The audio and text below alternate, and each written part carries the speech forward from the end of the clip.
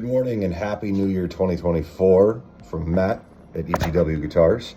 I popped down in the shop this morning because last night I couldn't sleep and I was bumming around on a Facebook wiring group, and there was a lot of confusion over how 3- and 5-way blade switches work, and so I thought that this was a good opportunity to run down here and talk about that, because I happen to have a junk 5-way down here and I'm going to do a little demonstration for you.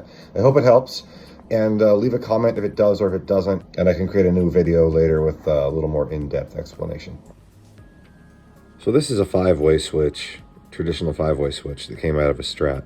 And the only difference between a 5-way switch and a 3-way switch, aside from the obvious that one is 5 and one is 3, is the intermediate positions of 2 and 4.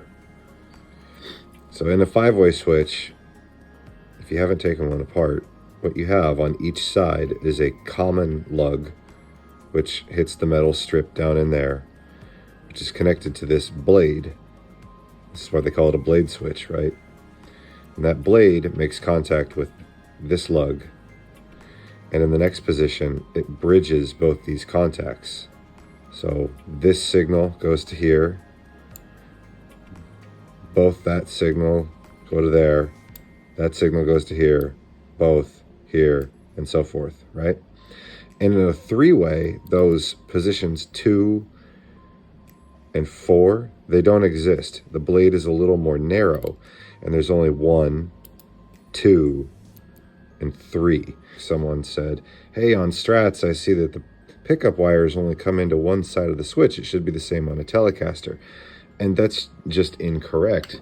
And the reason is because if you did that, in the neck position, you'd have signal here, and if you hooked the bridge pickup over here, then great.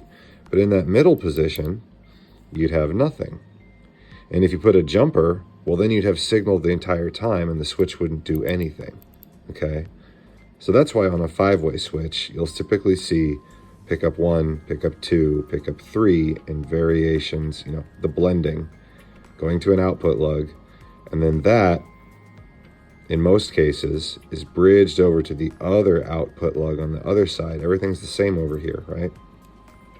And you use these to independently control your tone circuits, or you wouldn't bridge this at all, and you can use this to control coil splits, right? If you run the common to the ground, then you can ground out certain signals to do coil splits. But in a Telecaster, what you would see is one pickup comes in here and is jumped over to the other lug, and then on the other side, one pickup comes in and is jumped over to the other lug, and then the output is bridged and goes out to the volume pot. So when you're on one side, you've got neck, and then you still have neck, but it's blended with the bridge coming from the other side, and then clicked over, then you just have the bridge. Okay, the other way to do this is to treat the common lug as the pickup input on both sides, and then use the selectable blade to bridge your outputs. You'd see the line to the volume come and go 1, 2, jump over, and then go to the next 2. And what they're doing there is they're jumping the output and running off a single input point from the common versus bridging the inputs and having a single jumped output to the volume. I hope that makes sense to you.